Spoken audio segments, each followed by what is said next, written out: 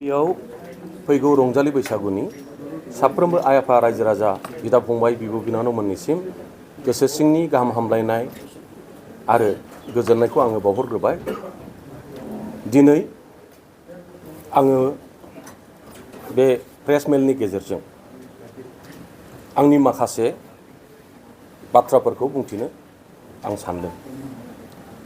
फैगौ 12 अक्ट' 4 बाजि चिरां जिल्लानि मावखुलि काजोल गामियाव आं मानव गेदेर प्रमद बर' बिथांनि दैदेननाय राजखान्थि हान्जा UPPL आव आंजों लोगोसे गोबां राजखान्थि हान्जा एबा आफादफोरनि दैदेनगिरिजों लोगोसे मावथिफारिया आरो रायजो राजा UPPL राजखान्थि हान्जायाव जगदान जानाय जासिगोन, जगदान होनाय जासिगोन, जयेन जानाय जासिगोन।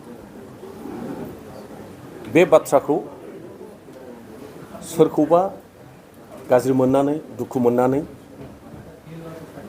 बे थांखिखौ आं लायाखै। बियो दिनै समयनि दाबि, जोंनि परिस्थितिनि थिननाय। आरो बे हाबाफारियाव जायफोर गोसो गोनां इच्छा थानाय सुबुं एबा व्यक्तिया बाहागो लानो हागोन। गोजोन्थों।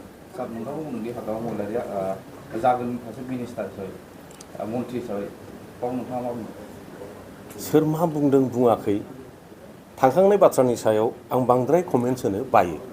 आरो नोंथांमोनहा मालाबाबो आंखौ बिदि बुंनाय थरख' बिथरख' नुवाखै। जोङो एसे सिगांथिंसो नायनायनि थाखाय प्रयजन दं। मानव गेदेर हाग्रामा महिलारिया गावनि नोजोरजों जेखौ नुदों हयथ' बिथाङा गावनि नोजोरजों बेखौनो थिग सानदों। बिनि थाखाय बुंफिननांगौ खेंफोरथि होनांगौ होननानै आं साना। एमानुएल मोसाहारिया नोंथाङा बुंदोंदि खौसेथि बै समाव सरकार दानो नागिरनायाव नोंथाङानो जाहोआखै होनना बुंदों।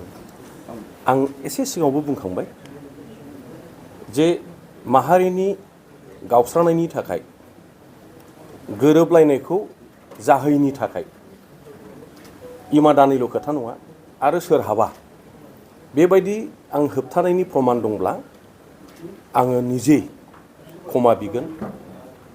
आं हास्थायो बेखौ प्रमान सहकारै फोरमान सहकारै बेफोर सेन्सिटिभ बाथ्रा जायहा सिरियास एसे खैफोद गोनां राव बेफोरखौ बिना प्रमानाव बुङैया मोजां।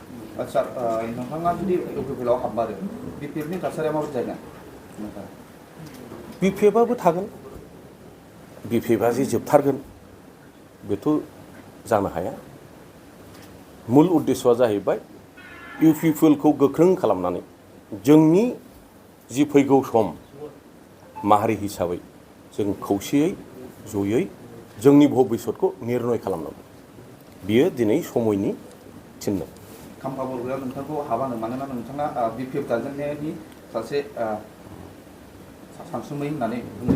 बे बाथ्राया नै दा जि आङो प्रेस मेलनि गेजेरजों बुंबाय बे बाथ्रानि जेबो ओंथि गैला। बेखौ नोंथांमोनहा दा हमनो हाबाय, मोनदांबाय। मैया सोर बुंदों दहाय फुंसिमाव मा बुंदोंमोन बे दानि जि प्रेस मेल बेयो प्रमान खालामबाय। आरो बे बुंनाय बाथ्राफ्रा जेबो रिलिभेन्सि गैला, ओंथि गैला, मिनिं गैला। नोंथांजों 3,000 सो थांफागोन होननानै खौरां मोनदों। बिनि बाराबो जानो हागौ। गोजोन्थों। गोदान दोलोनि जानानै माबायदि खामानि मावलांगोन होनना सानो नोंथाङा उननि समाव रायजोनि जौगानायनि थाखाय? दोलोआ जेखौ बिबान होगोन, जेखौ डाइरेक्सन होगोन आरो आंनि केपासिटियाव जेसेबां रायजो राजाखौ सिबिनायनि थाखाय गोहो दं, केपासिटि दं, आं बेखौ रुजुनलांगोन।